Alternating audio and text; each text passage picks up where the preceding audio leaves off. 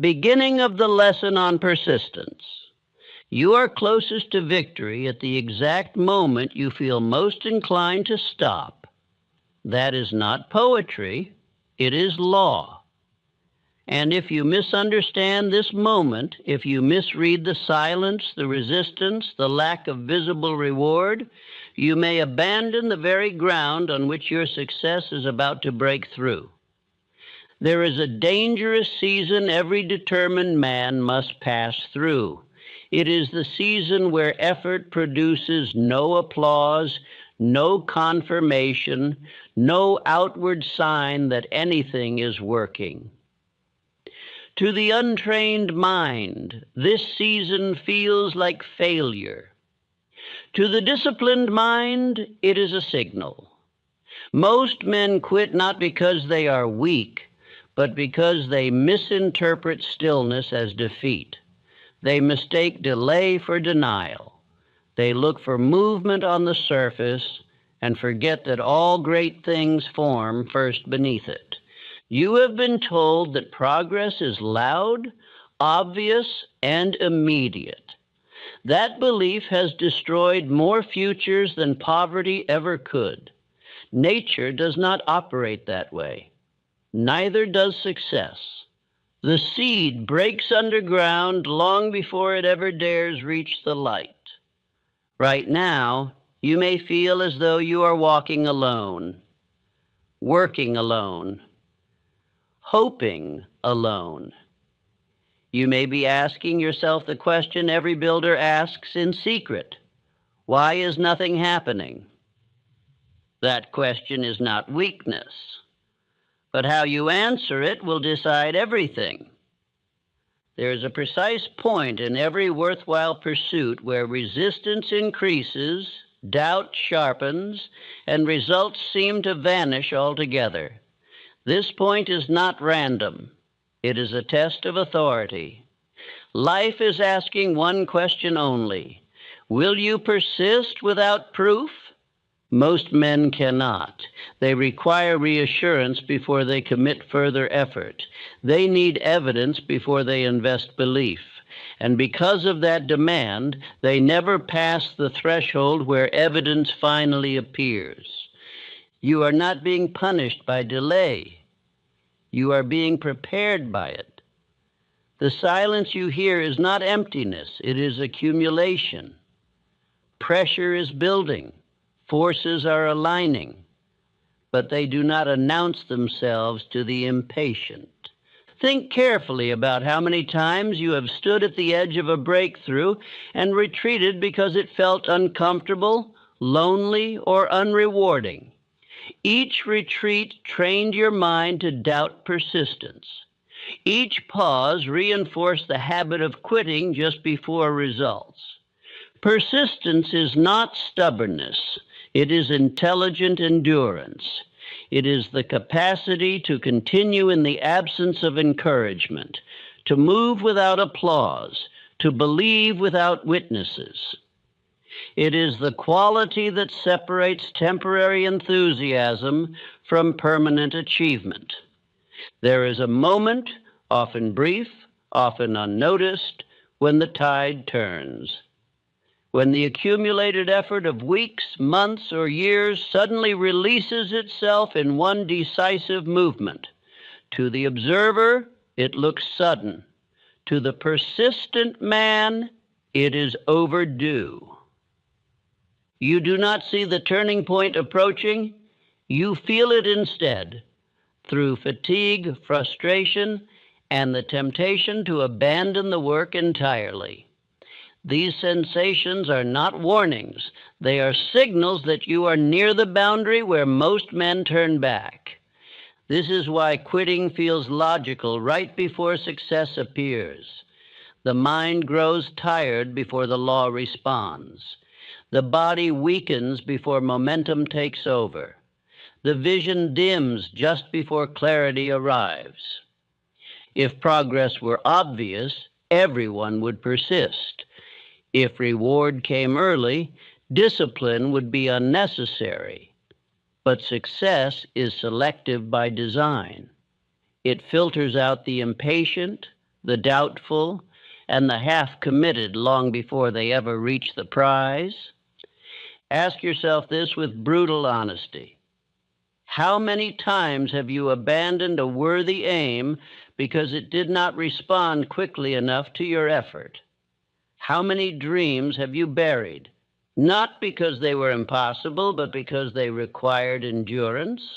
The tragedy is not that men fail. It is that they quit while victory is still forming. They leave the field just as the soil begins to break. They withdraw their faith at the exact moment it is most needed. Nothing in your life that truly matters will respond to casual effort. Riches do not. Mastery does not. Character does not.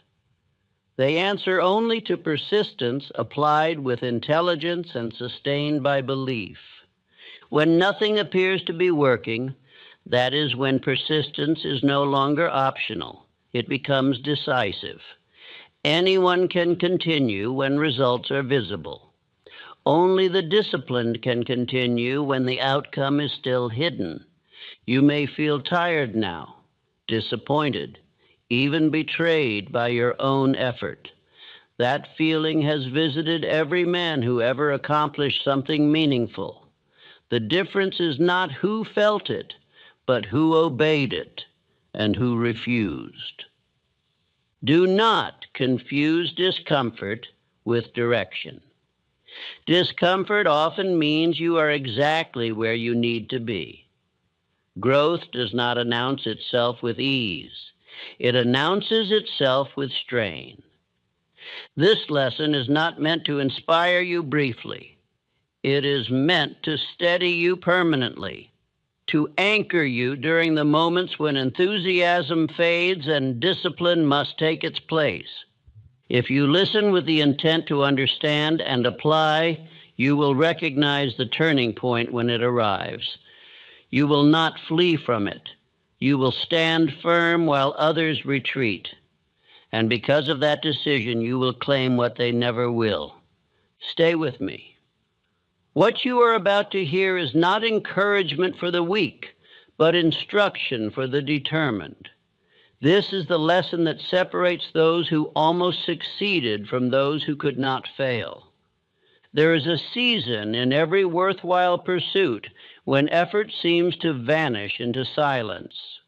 Work is performed faithfully, yet no sign appears to confirm that it has value. To the casual thinker, this season feels like error. To the disciplined thinker, it is familiar ground. I have seen this season visit every man who later achieved distinction, and I have never seen a man bypass it and still claim something enduring. Nature herself offers the clearest instruction on this matter, yet most men ignore it. The seed does not announce its labor beneath the soil. It does not demand reassurance that roots are forming. It works in darkness, without applause, without proof, and without complaint. Only when its task is sufficiently completed does it dare to appear. Success follows the same order. Men grow impatient because they are taught to measure progress by surface movement. When movement pauses, they assume error. They forget that the most critical work is often invisible. This misunderstanding alone has cost men more years of life than illness or poverty ever could, for it causes them to abandon sound effort at the exact moment endurance is required. I have observed men who labored honestly for years, only to quit because results did not arrive on their timetable. Later, another man would pick up the same work, continue where the first stopped, and reap rewards quickly. The difference was not ability, nor intelligence, nor opportunity. It was persistence through the silent season. This silent season is not accidental. It exists to test the seriousness of desire. Life does not reward enthusiasm alone. Enthusiasm appears easily and disappears just as quickly. What life seeks is evidence of resolve, proof that a man will continue even when no reward is visible. Most men misread stillness as refusal. They say nothing is working, when in truth everything is working beneath the surface. Forces are gathering, weakness is being removed, direction is being refined, but because these processes offer no immediate comfort, they are mistaken for failure. There is danger in this misinterpretation. When a man quits during this season, he does not merely stop progressing, he forfeits all accumulated effort. He walks away from pressure already built, only to start again later from the beginning. Thus, years are wasted repeating the same early steps, never reaching the stage where results are released. This is how men lose 10, 20, even 30 years of their lives, not through lack of talent, but through repeated abandonment just before the turning point. Each abandonment trains the mind to doubt persistence. Each retreat strengthens the habit of quitting when effort becomes uncomfortable. The silent season feels lonely because it strips away witnesses. No one applauds unseen labor. No one congratulates patience. Yet this loneliness is necessary. It separates the man who depends on approval from the man who depends on principle. I have known men who continued working while friends questioned their judgment, while family doubted their direction, and while results offered no defense. Those men later stood in positions of authority, not because they argued well, but because they endured quietly. When nothing appears to be working, the mind searches desperately for signs. It counts days. It measures outcomes. It compares itself to others. All of this weakens resolve. The disciplined man learns instead to measure fidelity to purpose, not speed of reward. Speed is the enemy of endurance. The man who expects rapid return will grow bitter when return delays. The man who commits to law understands that timing belongs to accumulation, not desire. Nature never releases growth prematurely. The stalk breaks the soil only when it can survive the light. Likewise, success emerges only when the man can bear it. Many are spared success not because they are unworthy, but because they are unprepared. This understanding alone can save years of frustration. When a man recognizes that delay is not denial, he stops fighting the process. He settles into it. In that settlement, energy is conserved and resolve deepens. Others begin to notice this change before results appear. They see a man who no longer complains, who no longer explains himself repeatedly, who works steadily without agitation. They may not understand his calm, but they feel it. Calm during delay is not indifference. It is confidence in law. The man knows that effort properly applied cannot fail. It can only be delayed until sufficient. I have studied many successful men who later confessed that their greatest temptation to quit came just before their decisive breakthrough. At the time, they believed they were failing. In hindsight, they recognized that they were being tested. The test was simple and severe. Would they persist without proof? Most men answer this test negatively. They demand evidence before continuing. Because of that demand, they never receive the evidence they seek. Law does not negotiate. It responds only after endurance has been demonstrated. The silent season also refines desire. Early desire is often scattered. It wants many things. Delay forces choice. A man must decide whether he wants the goal badly enough to endure without reward. That decision purifies intention. Once purified, desire becomes steady. It no longer flares and fades. It settles into determination. Determination does not shout, it acts. During this season, a man learns more about himself than during times of progress. He learns whether his faith depends on results or principle. He learns whether his effort is borrowed from excitement or drawn from discipline. This knowledge is invaluable. A man who has endured silence is no longer frightened by it. When future delays appear, he recognizes them as familiar ground rather than warning signs. This is why persistence is not merely a means to success, but a builder of character. Character formed in silence stands firm under reward. Character formed only in applause collapses when applause fades. Men who quit too early often say they were realistic. Realism that ignores law is merely resignation disguised as wisdom. True realism recognizes patterns and obeys them even when they are uncomfortable. If you understand this season correctly, you gain an advantage over the majority. While others retreat, you remain. While others restart, you continue. While others doubt, you accumulate. This alone can save a decade of wandering. Instead of abandoning one worthy aim after another, you stay with one long enough to reach its turning point. One true persistence replaces many false beginnings. The turning point itself rarely announces its arrival. It arrives quietly, often after fatigue has peaked. That is why quitting feels logical just before it appears.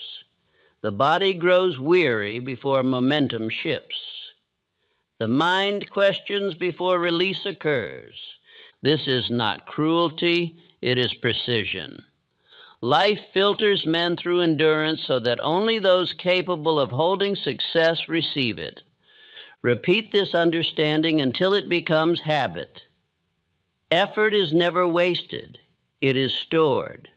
Delay is not denial, it is preparation. Let this thought steady you when nothing seems to move. Let it save you years of unnecessary retreat. Say to yourself, not with emotion, but with certainty, I do not quit because silence does not frighten me. I persist because I understand the law of accumulation. What follows will show why resistance increases at this stage and why that resistance is not an obstacle, but a signal that the turning point is near. When effort has been sustained for some time and visible reward has not yet appeared, resistance begins to sharpen.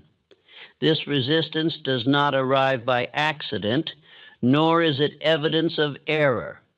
It is a natural response of life to increasing pressure.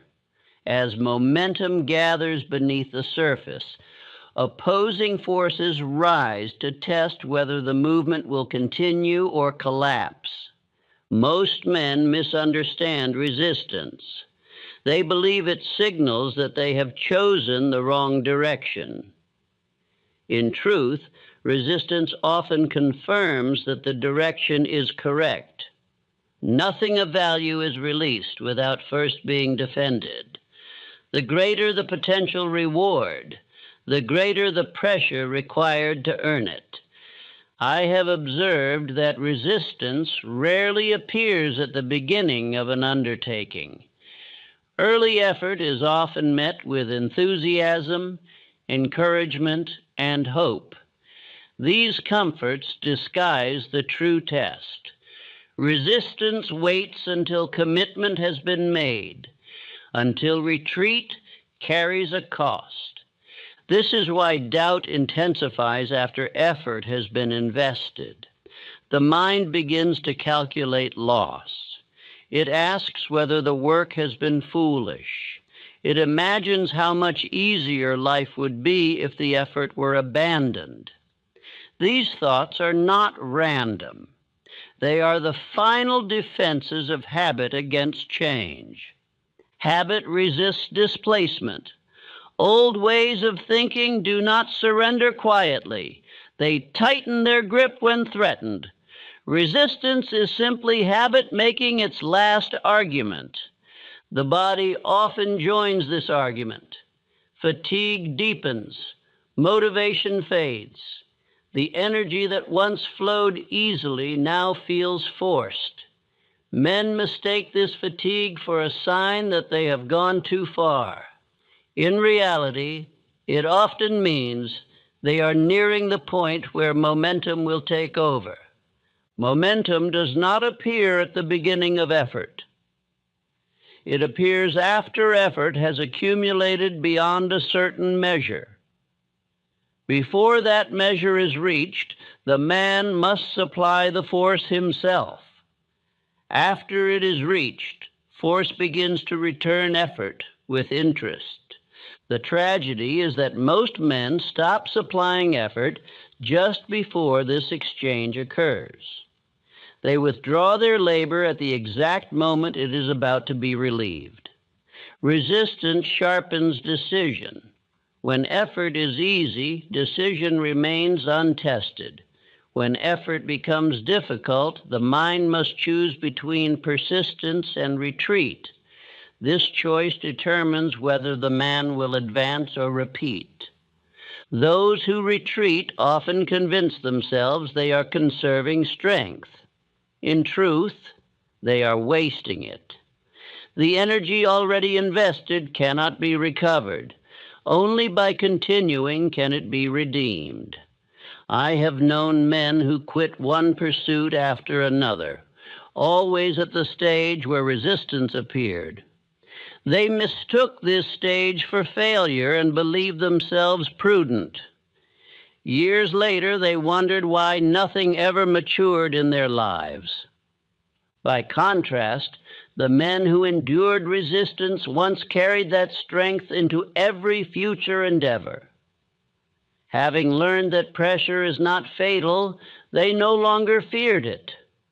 They met resistance calmly, knowing it would pass if obeyed correctly. Resistance also exposes the weakness of belief. Belief that depends on comfort is not belief at all. It is preference. True belief continues even when comfort disappears. Life tests belief by removing reassurance. It asks the man to continue without witnesses, without praise, and without proof. Those who comply demonstrate authority. Those who refuse remain dependent on circumstance. It is important to understand that resistance does not always come from the outside. Often it arises internally as confusion, boredom, or sudden loss of interest. The mind invents reasons to disengage when discipline threatens to replace ease. Men often say they have lost passion.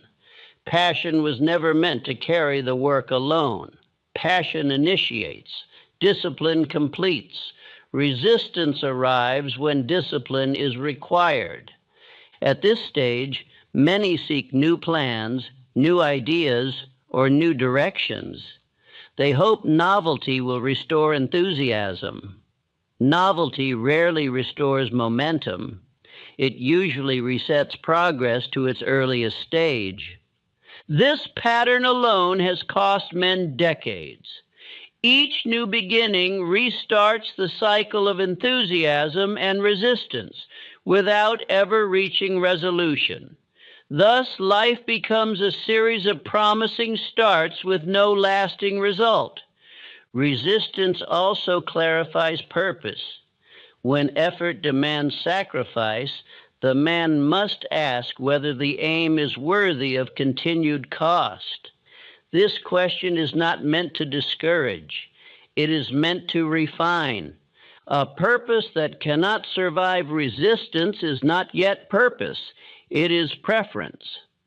Purpose is revealed by what a man continues to serve when service is inconvenient. I have seen resistance strip away secondary desires and leave only what truly matters. Men emerge from this process more focused, not less. They may abandon distractions, but they strengthen commitment to the essential. Observers often misinterpret this stage as stubbornness. They see a man persisting without obvious reward and assume he is blind to reality. In truth, he sees further than they do. He understands process. The increase of resistance near the turning point is lawful.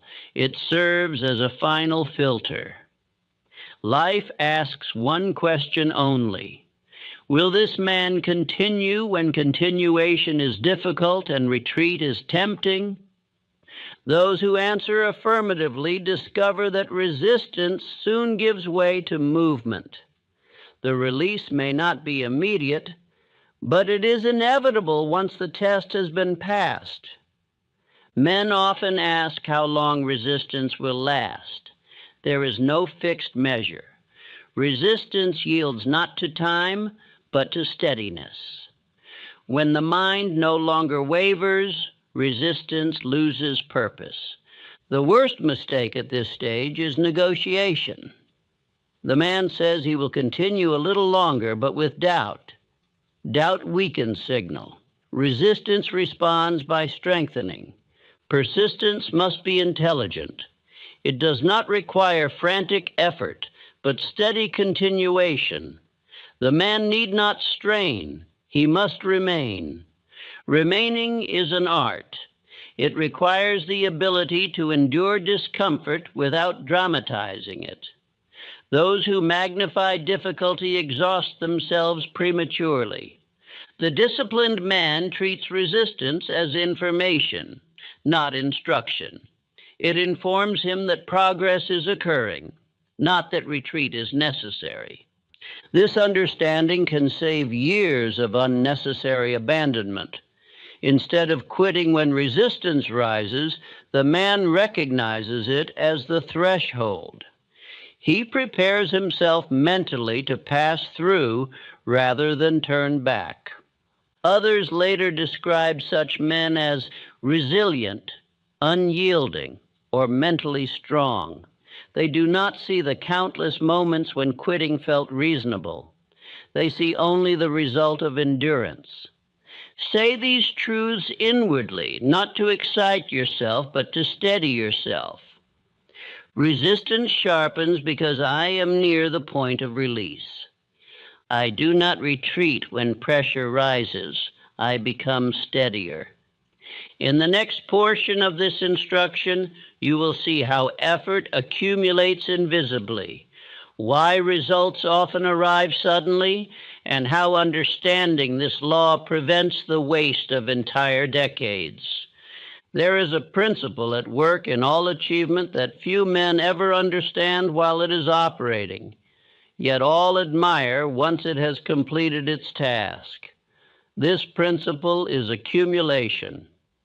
Effort does not disappear when it fails to produce immediate result. It gathers, it stores itself, it presses quietly toward release, much like water collecting behind a dam long before the flood is visible. Men abandon their work because they believe effort that does not reward them instantly has been wasted. This belief is both costly and false. Nothing sincerely applied under law is ever lost. Every act of discipline, every refusal to quit, every hour endured in silence becomes part of a reserve that will one day express itself in force. Nature again offers instruction. Rain does not announce the moment it will swell a river beyond its banks. Snow piles silently upon the mountain for months before it moves. The observer sees only stillness, unaware of the weight accumulating. When movement finally comes, it appears sudden, though it was prepared long in advance. So it is with success. When the turning point arrives, it often appears dramatic to those who did not witness the preparation. They speak of sudden opportunity, fortunate timing, or unexpected breakthrough. They do not see the years of effort that made the moment possible. I have observed men labor faithfully for a decade with little outward progress, only to experience rapid advancement in a single year. The advancement was not sudden, it was released. What appeared to change quickly had been forming slowly all along. This misunderstanding causes men to quit too early. They mistake delay for inefficiency. They believe that if effort were correct, it would announce itself sooner. They forget that law responds not to impatience, but to fullness. Accumulation requires a threshold. Below that threshold, effort produces little visible return. Beyond it, effort multiplies itself. The tragedy is that most men withdraw their effort just before the threshold is crossed. This is why quitting feels reasonable at the very moment it is most destructive. The mind grows tired precisely when the reserve is nearly complete. Fatigue peaks before release. Doubt intensifies before clarity arrives. The man who understands accumulation does not panic during delay. He does not constantly alter direction. He remains steady, knowing that steadiness itself contributes to the reserve. Each day, continued strengthens pressure toward outcome. Accumulation also explains why repeated failure often precedes success. Each failure adds instruction. Each correction refines approach. Each adjustment improves accuracy. These refinements are invisible to the casual observer, but essential to the final result. I have studied many men who failed publicly before succeeding decisively. What distinguished them was not immunity to failure, but loyalty to accumulation. They did not discard their work because it required correction. They corrected it and continued. Men who quit prematurely lose more than progress. They lose confidence in persistence itself. Each abandonment teaches the mind that effort cannot be trusted. Over time, this belief paralyzes initiative. By contrast, the man who remains through accumulation develops a quiet certainty. He may not know when results will appear, but he knows they must. This knowledge steadies him during uncertainty. Others often misinterpret this steadiness as optimism. It is not optimism. It is comprehension. The man understands that law cannot be hurried, but neither can it be denied. Accumulation also explains why success often comes all at once. When pressure reaches capacity, release is swift. Events align. Assistance appears. Obstacles dissolve rapidly. What once resisted now cooperates. Observers call this luck. The persistent man calls it overdue. This suddenness is unsettling to those who did not understand the process. They believe the man has changed. In truth, he has been changing all along. Only now is the change visible. Accumulation demands repetition. One effort alone is insufficient. Repeated effort builds mass. Each repetition reinforces direction. This is why repetition is not monotony, but construction. Many men grow bored with repetition. They seek novelty, mistaking newness for progress. Novelty often disperses accumulation. It restarts the process rather than completing it. Those who persist with one worthy aim long enough discover that repetition deepens understanding. Each return reveals nuance. Each cycle strengthens mastery. The work becomes simpler, not because it is easier, but because it is understood. Accumulation also clarifies identity. A man who continues when nothing is visible begins to see himself as persistent. This self-recognition becomes a source of strength. He no longer wonders whether he will quit. He knows he will not. This knowledge alters behavior subtly. Decisions become firmer. Effort becomes calmer. Anxiety diminishes. The man stops negotiating with himself. Others sense this shift. They begin to trust him with responsibility. They offer cooperation. They invest confidence. These responses are not favors. They are recognition of steadiness. It is important to understand that accumulation is not passive. It requires continued input. The reserve does not fill itself. It fills through action taken despite discouragement. Nor is accumulation purely external. Much of it occurs within the man himself. Discipline strengthens, judgment improves, emotional control increases. These inner changes prepare the man to handle what is coming. Many men are spared success because they would mishandle it. Accumulation corrects this danger by developing capacity before reward. This is why success often feels natural when it finally arrives. The man is ready for it. He does not feel overwhelmed. He steps into it as though it were familiar.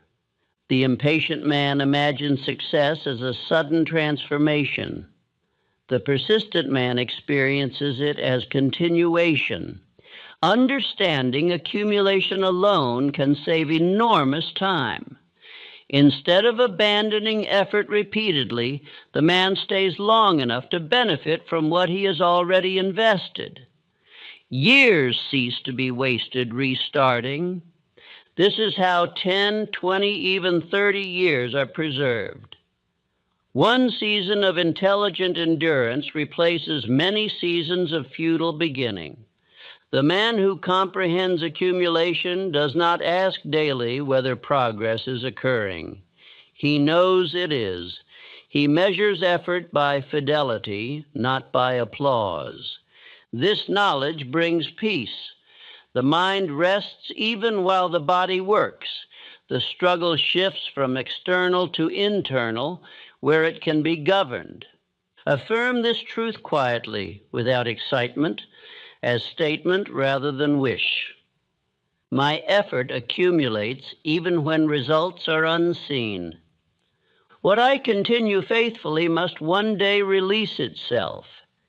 In the next movement of this instruction, you will see the precise point where most men quit, why quitting feels logical there, and how standing firm at that moment changes everything. There is a precise point in every worthwhile pursuit where quitting feels not only tempting, but reasonable. This point is not marked by chaos or collapse. It is marked by calm discouragement, by the quiet conclusion that further effort is unnecessary or unwise. Many men do not quit in anger or despair. They quit thoughtfully, convinced they are acting with judgment. This is what makes the moment so dangerous. At this point, the mind begins to argue against continuation with remarkable clarity. It presents evidence carefully selected to support retreat. It reminds the man of the time already invested, the energy already spent, and the lack of visible return. It speaks in the language of prudence, not fear. Because of this, quitting appears intelligent. What the mind does not reveal is that this moment arrives only after effort has reached a critical mass. It does not appear at the beginning, nor during early enthusiasm. It appears when accumulation is nearly complete and the final decision is required. The mind senses the cost of persistence and recoils from its implications. This recoil is not weakness, it is instinct. Habit recognizes that it is about to lose authority. Old patterns of thinking feel threatened by the formation of a new identity, one shaped by endurance rather than ease. Resistance concentrates itself into one final appeal: stop now. Men often mistake this appeal for intuition. They believe they are being warned. In truth, they are being tested. Intuition does not urge retreat from disciplined effort. It guides refinement, not abandonment.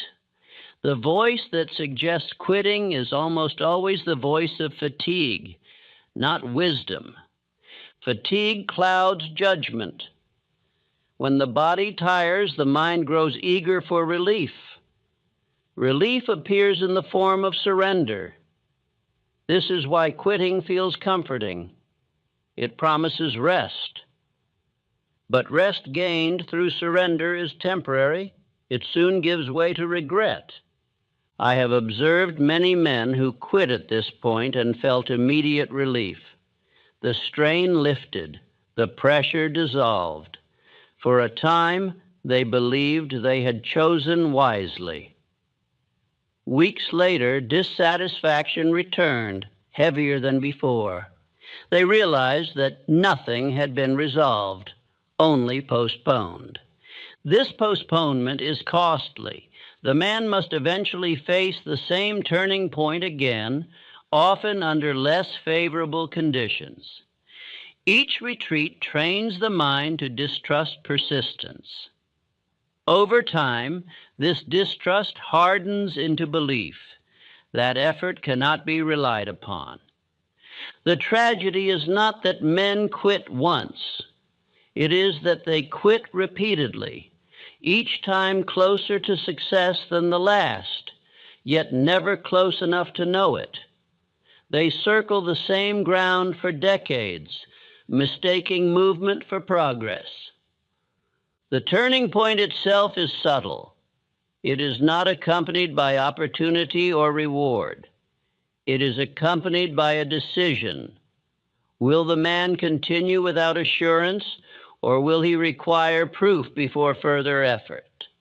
Life answers this decision with precision. Those who require proof before continuing will never receive it. Proof follows persistence. It does not precede it. This law is exact and without exception. Every great achievement has obeyed it. Men who persist through this moment often do so without confidence. They are not certain of success. They are simply unwilling to abandon what they have begun. This unwillingness is enough. Law responds to continuation, not certainty. It is important to understand that quitting here does not feel like failure. It feels like relief combined with rationalization. The man tells himself he can return later when conditions improve. He rarely does. Habit has been reinforced. Those who stand firm experience no immediate reward either. They continue in silence. Yet something subtle changes. The mind ceases to debate. The decision to persist settles the question. Energy previously spent on indecision is released. This release is the first true victory. When a man no longer argues with himself, effort becomes cleaner.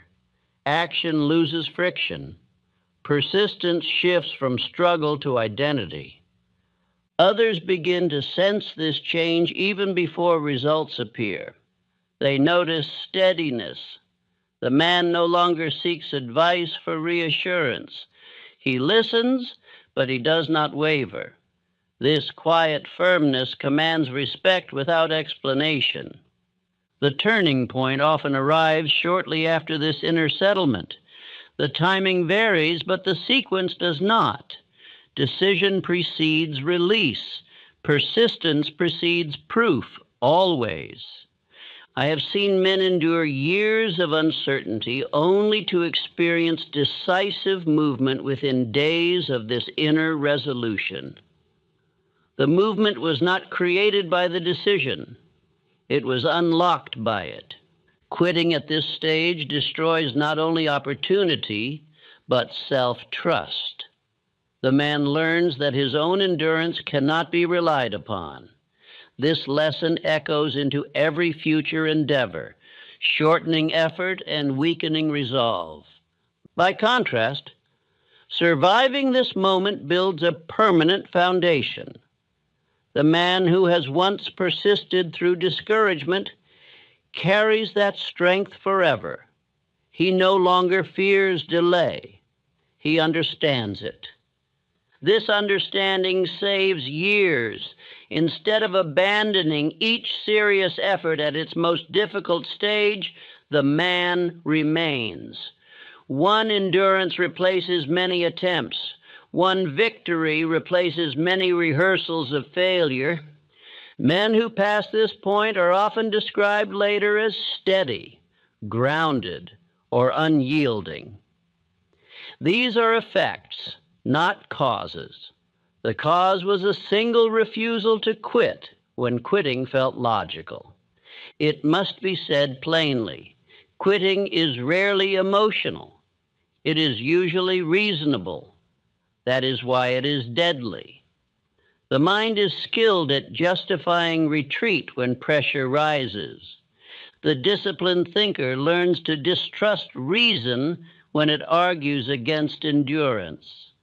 He examines such arguments carefully, knowing they arrive predictably near the turning point. This does not mean ignoring judgment. It means recognizing timing. Judgment must guide refinement, not abandonment. The man who stands firm does not dramatize his endurance. He does not announce it. He continues quietly, sometimes without enthusiasm, but with resolve. Resolve does not require excitement. It requires decision. Decision eliminates negotiation. When negotiation ends, effort stabilizes. At this stage, affirmation becomes grounding rather than motivating. The man states inwardly what he has already decided. I do not retreat when effort grows heavy. I remain because I understand this moment. These statements do not produce emotion, they produce calm.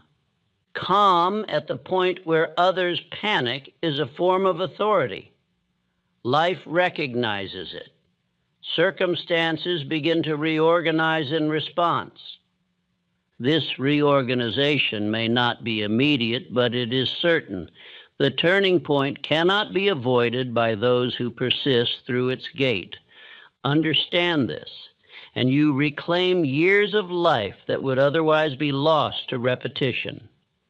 You stop circling the same beginning and move into completion.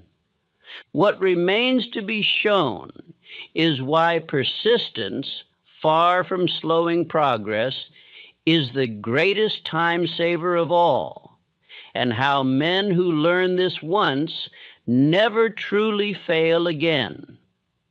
Men believe persistence is slow because they measure time by discomfort rather than by consequence. They see the hours spent enduring uncertainty and assume they are losing time. In truth, nothing wastes time more ruthlessly than quitting. Every abandonment forces the man to return later, older and wearier, to the same lessons he refused to complete the first time. Persistence is not delay. It is compression. It gathers years of wandering into a single, continuous line of effort. The man who persists once learns what the quitter must relearn repeatedly. This alone separates the lives that advance steadily from those that restart endlessly. I have watched men change pursuits many times, always convinced that a new beginning would save time. They believed the problem lay in direction rather than endurance. Years later, they were still beginning, still hopeful, still unfinished. The work did not fail them. They failed the work by refusing to stay. By contrast, the man who persists through one true turning point discovers something permanent. He learns that effort obeyed faithfully cannot betray him. This knowledge remains with him long after the particular goal is achieved. It becomes a possession more valuable than the achievement itself. Once a man has endured discouragement without retreat, fear loses its authority. Delay no longer frightens him. Silence no longer unsettles him. He understands that absence of reward is not absence of progress. This understanding alters his relationship with time. He no longer rushes. He no longer panics when results slow. He measures effort by alignment with purpose rather than by speed of outcome. Ironically, this calm shortens the road ahead. Men who quit often believe they are conserving energy. They are not. They are dissipating it. Each retreat drains confidence and replaces it with hesitation. Over time, hesitation becomes habit. Habit becomes identity. Identity determines destiny. Persistence reverses this process. Each refusal to quit strengthens self-trust. The man begins to rely upon his own endurance. He no longer fears future effort because he has proven to himself that he can continue without reassurance. This proof cannot be borrowed. It cannot be taught. It must be earned through experience. Once earned, it saves enormous time. The man no longer needs to test himself repeatedly. He knows what he will do when difficulty appears. Others begin to notice this change. They sense that the man is not easily diverted. His calm discourages interference. His steadiness invites cooperation. People trust what does not waver. Trust accelerates progress. Doors open more readily. Assistance appears more naturally. These effects are often attributed to confidence or leadership. In truth, they are responses to reliability. The persistent man becomes reliable to himself first. This is the root of all authority. Authority that arises from self-mastery does not demand recognition. It receives it. Time seems to favor such men. Opportunities align with their readiness. Circumstances rearrange themselves with less resistance. What once required effort now flows with less strain. This is why persistence is the greatest time saver of life. It prevents repetition. It eliminates the need to restart. It completes what others abandon. Men often imagine that quitting frees them to pursue better opportunities. More often, it binds them to the same cycle under different names. They encounter the same resistance, the same discouragement, the same temptation to retreat, again and again. Persistence breaks this cycle. Once a man has passed through the turning point, he recognizes it in every future endeavor. He does not mistake it for failure. He welcomes it as confirmation. This recognition alone can save decades. Instead of abandoning effort at the first sign of strain, the man settles deeper into it. What once took years to learn now takes moments to identify. Men who persist once rarely need to persist blindly again. Experience has educated them.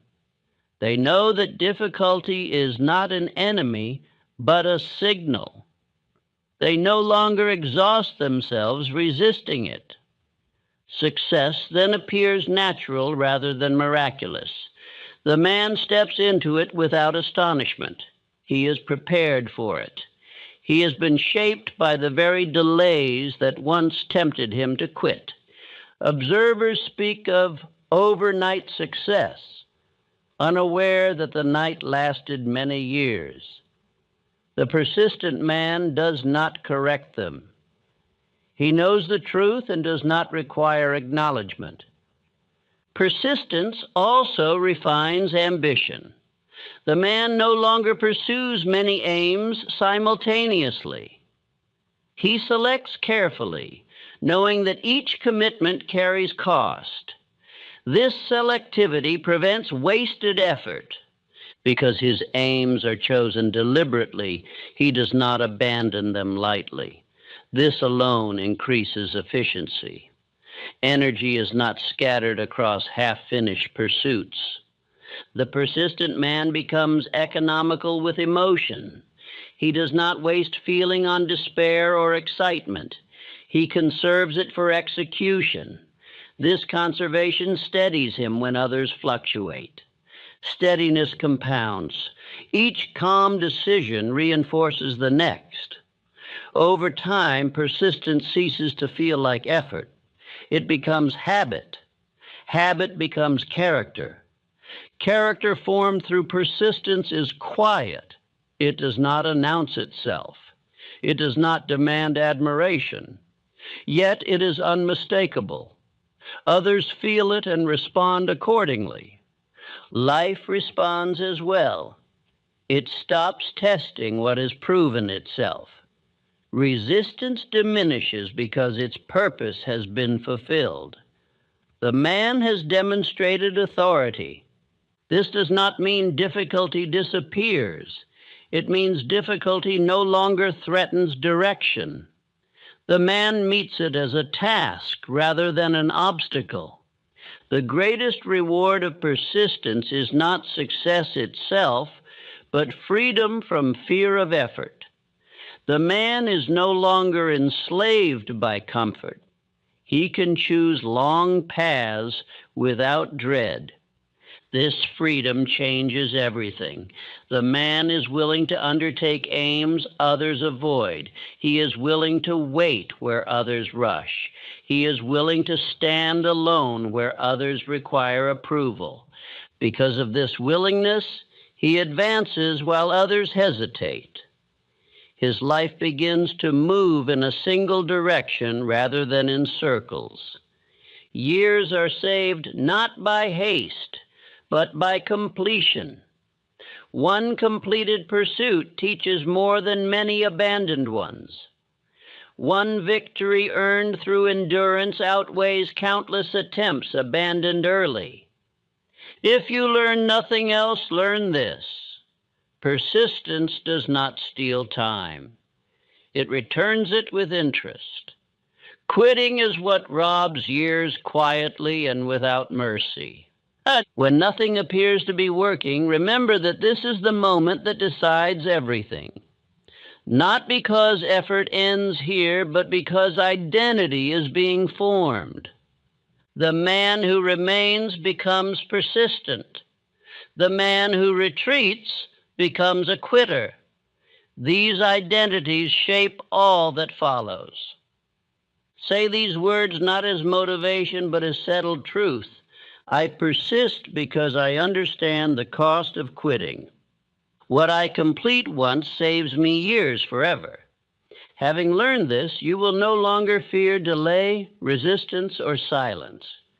You will recognize them as signs that you are near the place where most men turn back and where your advantage begins. From this point forward, effort will no longer frighten you. Time will no longer deceive you. You will know that what you continue faithfully must eventually obey.